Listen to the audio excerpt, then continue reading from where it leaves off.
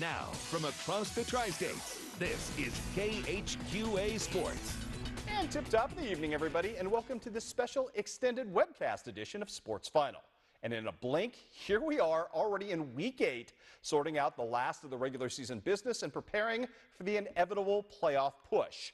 Mother Nature making it feel a bit more like the football stretch drive as well tonight, with a little rain, a little cold, but that only added to the atmosphere in the sense of urgency. And for Quincy High, that meant punching a playoff ticket and ending the postseason drought. Win number 6 would do that tonight against arch nemesis Galesburg. Rick Little's team up 7-0 on a long Bryce Unmazig touchdown in the first half. Galesburg trying to answer, but the secondary standing up strong. That's Parker Schutte with the great bit of pickpocketry. The interception nullifies the second in the first half of Galesburg's red zone visits. The third nullified as well by interception as Wes Creasy steps in front of one just before the end of the first half. That gives the Blue Devils 2 chances with 10 seconds left to try to score one more before the end of the first half, and they nearly pulled it off. Great hook and lateral play. Jordan Osborne, one guy to beat, trying to spin his way down the sideline, nearly stayed in bounds. Unfortunately for the Blue Devils, they had to settle for just a 7-0 lead at the end of the half. The defense standing up strong as well. The all-conference linebacker is there. That was the river view. This is the sea. Great tackle for him for loss. And then again, Parker Schutte. They tried to pick on him, did the Streaks. Bad move, forcing a 4th down right here with a great play again in the end zone. But you know what? Galesburg is going to pay off on this one. Outstanding play by the wide receiver Ferguson right here on a tipped ball. Again, 4th down in the end zone. Great play by Ferguson to make it 7-6. However, Galesburg could not level the score because Malik Bondon and company break up the PAT. 7-6 is how the first 3 quarters would end. The Blue Devils hang on to win this one 14-12 to pick up magical win number 6, 6-2 on the season. 14-12 is your final there. And because it's time to say so, just 2 more chances left to get into the mix for the TNT Action Sports Motorbike we're giving away as part of our Game of the Week promotion. Qualifier number 8 tonight from the Gem City. Keith Schaeffer will give away 1 more at Game of the Week next week and 1 more in the first week of Missouri Districts, and then it's done. We'll draw from our 11 finalists for our winner of that great motorbike. Big one tonight down in Carrollton. Camp Point Central, number 3 in the state, number 4 Carrollton. Not a lot of pretty plays in this one, just a lot of slugfest, and most of it done by these guys. Bobby Keltz, led by a punishing block from Alher Saldana, keeps a long drive going, and it will be Saldana punching it in right there to give the Panthers the early lead in this one, 7-0. I told you, wasn't artistic. Keltz just banging away, had 90 yards rushing, and this touchdown on the night to extend the lead for the Panthers out to 14-0. Still in the first half, the defense playing very, very well. Carrollton with just 1 interception on the season coming in. Jared Starman, the big linebacker, makes it 2. And there was no running room at all. What a great job by Brad Dixon's defense, snuffing out Luke Palin, the much-touted speedster. He can't go anywhere. Simply put, Carrollton put together no kind of offense at all on the night against Central's defense. And then in the second half, it was the takeover by Austin Cranberg. Couple of huge runs. He had 3 touchdowns on the night, including a couple of very long scampers in this one. This one was pretty. I said there weren't a whole lot of pretty plays, but this one is sensational 7, art-worthy. Look at him cut back against the grain, shuffle his way through a bunch of Hawks, and go in for the score. Austin Cranberg leading his team to victory as Central leaves, no doubt about it. The unified WIVC crown belongs to the North and to the Panthers, 33-0, and that ought to turn some heads around the state tonight against the number 4 team in the state on their home field. Meanwhile, more WIVC intrigue in Menden. Unity Payson versus Pleasant Hill Western, essentially a playoff elimination game for the loser tonight. Or at least it could be. West Central off to a great, or excuse me, I should say Pleasant Hill off to a great start on the Corbin Edwards outstanding return, but Lane Davis says none of that. Forcing 4 and out at that point. Turnover on downs with the great tackle. Tell you what, Pleasant Hill Western would answer. Blake Smith, the big nose guard, great tackle for a sack for him. We just keep exchanging punts early on in this game when there weren't fumbles, and Lane Davis was responsible for this one right here with the recovery. The defensive ends for Unity tonight, Payson, were just ridiculous. We're going to put them in isolation. You can just watch them work. This, my friends, is Gage Klitz with a nice tackle for loss right there. Lane Davis, your reigning student athlete of the week, going to come up, cause his 2nd fumble, and get his 2nd recovery of the night right there. Getting on the ball as well. No scoring at this point. It was all about the defense, and we'll show you more of it. Gage Klitz again with a big snuff out right here of the Pleasant Hill Western run game. When it wasn't Gage, it was Lane Mr. Davis doing work as well. Another tackle for loss for him. Gage yet again. These two guys just one-upping each other for the rest of the night. Great play as well. As you will see, the quarterback sacked by Gage Klitz, but Lane Davis would best him in a scoreless first half with this tackle of not only a quarterback but a running back, both at the same time. Two guys for the price of one. First half ended scoreless. Unity pulls it off in the second half as the Mustangs win 14-12 to continue their win streak and extend it out to 4. So great win for them. Elsewhere in the WIVC tonight, Brown County having no trouble at home taking care of Calhoun, winning 54-28. And look at West Central at home busting up Triopia. West Central trying to stay playoff eligible and get there. Drew Barnett, 154 yards rushing and a touchdown tonight. Austin Bays, 90 yards rushing and 2 touchdowns as well. Let us take you to Hamilton tonight, where Quincy Notre Dame was the visitor as West Hancock paid tribute to Coach Rep.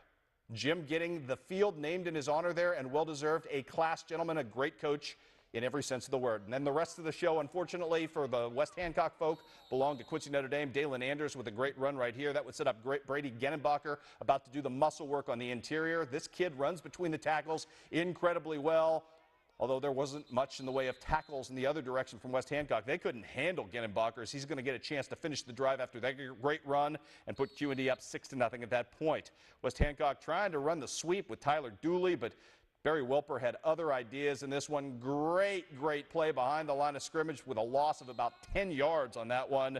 Quincy Notre Dame gets the ball back. They're going to go to work, and this time it's all Anders on his own. No need for assistance from anybody else. The speedster weaving his way through the Titan defense in for the score at that point.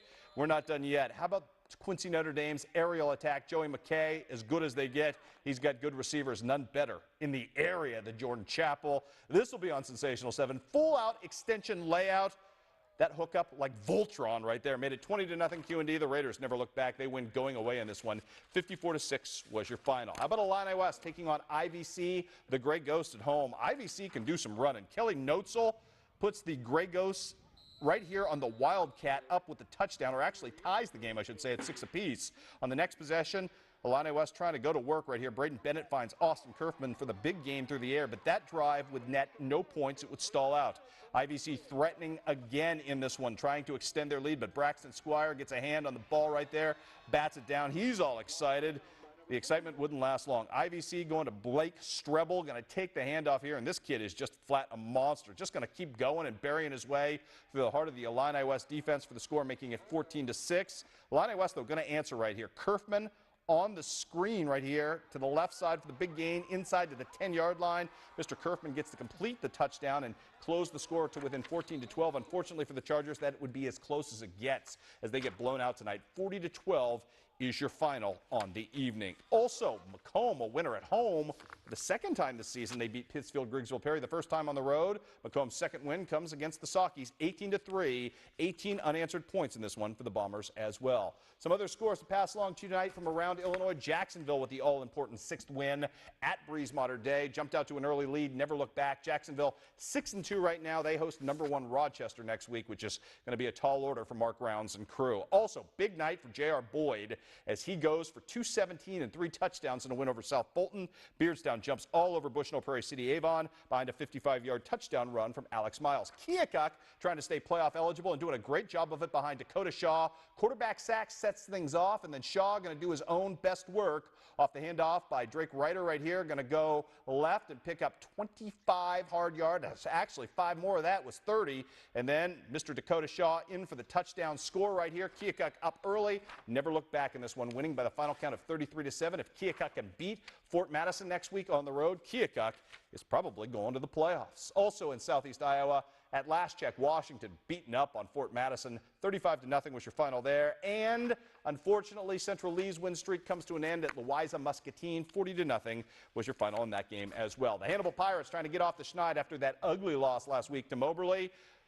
I'll tell you what, Mark St. Clair's team struggled earlier in this one on the special teams as Devin Cott is going to do the scoop and score thing here off the botched punt attempt.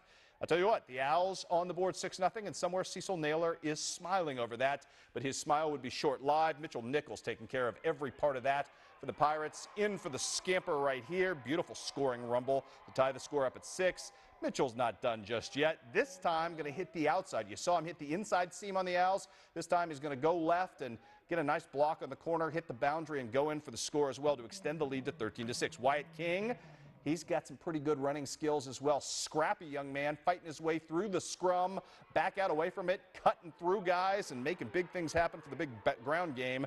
That would set up more work for Mitchell Nichols on this one.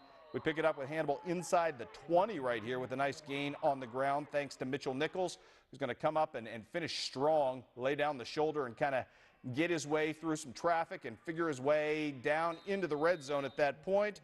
And then he's going to do the power work himself. Mitch Nichols again, this time to make it 20-6. Good stuff right there. And how about some chicanery from the Hannibal offense as well? The Pirates going to pull off the halfback reverse pass in this one. Long touchdown pass in this one, as you will see as Mark St. Clair goes deep into his playbook to make some good things happen right here. Toss sweep right here. Oh, it's like a flea flicker as well. Everybody fooled. Except at the other end of this, Dalton Overstreet, who's the wide open guy at the other end. Jerry McBride makes it happen. All Hannibal Pirates tonight as they end up getting the victory and get off the schneid. Big win for Hannibal as the Pirates win 42-6 was your final in that ball game. Other scores to pass along tonight from around Missouri. Paris's attempts to upset Marceline thwarted. 40-0 was your final there, and Bowling Green jumps all over Van Far 53-18. Clarence Cannon Conference. Monroe City trying to pick up where they left off against Highland. Homestanding night. First down on Highland's own 1-yard line. Zach Phillips avoids the safety right here. Not once, but twice on the same play. That is a resourceful young man getting things going for him. More to come in this one from, oh, look at the Highland Cougars making some things happen out of that trouble. Monroe City's defense capitalizing on a fumble right here and held Highland scoreless for the first half. But Highland's defense returning the favor in this ball game. It was pretty much a first half dominated by defense. We can tell you ultimately, though, that Monroe City would pull off the victory in the second half where all the scoring took place. 18-13, or 18-12, I should say, your final in favor of Monroe City, which has won 2 in a row, heading into next week's big showdown, the rivalry game with Palmyra. Also on the docket tonight, Centralia pounding Louisiana. That was a first quarter score. Never did see a final, but Centralia looked really good yet again, setting up a big showdown in the chair game with Macon next week. South Shelby, what an impressive win on the road for the Cardinals as they beat Clark County 35-7. Palmyra, I mentioned them.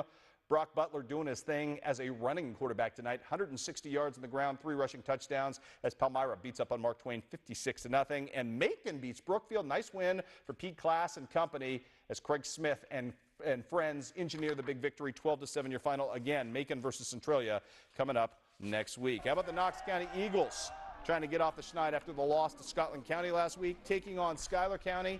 Tell you what, Knox County, probably their best game of the season tonight. Brody Mowbray gets the Eagles on the scoreboard early and often with the drive right here on the opening drive of the game. He scores 6. More from Mowbray right here as again he's going to cap another Eagle drive. This time with another run, this time straight up the middle. Knox dominated the game on the ground, but also in the air as well. Donovan Edwards, the talented young quarterback, looking for his primary wide receiver. That's Royce Poor. Coming across the middle, couldn't be more wide open as the floodgates open. Cedric Boone about to set up the next score with another big run right here. Nice move for that young man, and it'll be Donovan Edwards who gets the cap off this drive. All Knox County all the time as the Eagles, as I mentioned, bounced back from an ugly loss last week behind Donovan Edwards.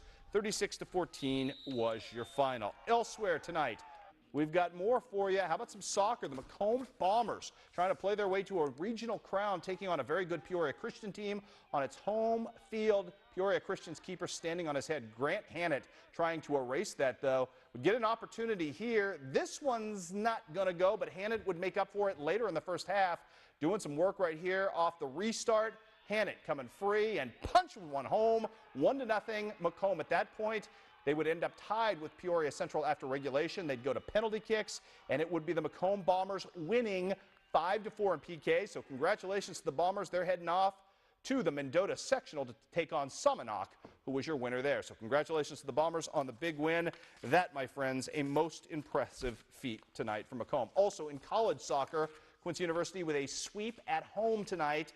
The women victorious by the final count of 2-0 as Miss Chapey gets her 38th career shutout. That is a school record, of course. And Quincy University's men's squad beats McKendree in overtime on a golden goal by Ethan Venverlo. Very impressive tally there as well. On the golf docket today, Quincy High School not having the day that Doug Bruner had hoped for on the first day of state competition at the Den in Bloomington. Zach Burry leading the way with a 73, but the Blue Devils pretty far back in terms of trying to get into team competition. Not a great day for the Blue Devils. However, they'll go back at it tomorrow and try to improve their trophy standing as they make a run. In 1A, tough day as well for West Central, though Jordan McMillan is tied individually for 14th place after firing a 77 today. Ben Hooker out of Brown County with an 84. He's currently in 50th place. And on the girls' side, the Camp Point Central girls, not a bad showing in tough conditions, led by Jackie Higgins, who fired a 17 over on the day. Central currently in 8th place as a team, trying to move up again tomorrow. Individually, the story is, of course, Lucy Clark, who weathered some tough going from Quincy Notre Dame to finish the day with a 77. She got a little loose at the front of the back nine. 3 bogeys in her first 4 holes, but held it together nicely. She's currently in 8th place. Haley Hadsall out of Macomb is currently in 22nd place. And Dakota Limpkeman of Southeastern is currently in 26th place with an 83. We'll wish them all luck, track them all for you coming up tomorrow on Overtime.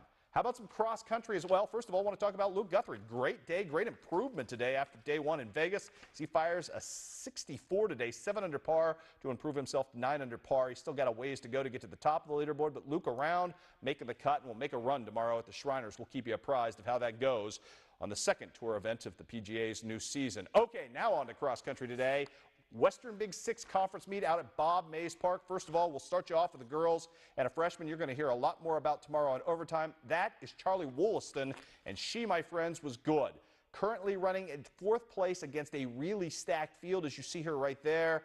A field that was absolutely dominated by this young lady who just absolutely tore everybody up. But here comes Charlie Wollaston in 4th place today, so great finish for her. She will be our Seeds of Greatness featuree tomorrow because she is just a freshman, and she has been impressive all season long, not only on the cross-country field, but as well in golf, which she just took up this season.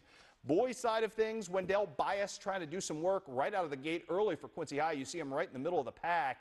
But this was a loaded field on the day, absolutely brutal field today. So Quincy High trying to make some things happen. It's Wendell coming in 11th place today. So very strong finish against a very strong field. One of 4 Blue Devils in the top 25. Wendell Bias leading the pack today, but Quincy High does not win the meet. However, they do finish strong on both the boys and girls side, so congratulations to the Blue Devils on a good showing headed into the postseason. What else have we got for you tonight? We can tell you the St. Louis Cardinals are headed to the World Series. This game over just moments ago. The Cardinals beat the Dodgers 9-0. They beat Clayton Kershaw 9-0, and that is impressive indeed. So the Cardinals will await the winner of the ALCS to see who they'll be playing in the World Series. That first game will be on the road. That's it for me, everybody. Thanks for joining us tonight. A reminder, Overtime, a huge day tomorrow with all sorts of playoff competition, softball, soccer, cross country. We've got some college football for you as well. We'll have it all for you right here at 10:30. Hope you can join me then, and have a great weekend, everybody.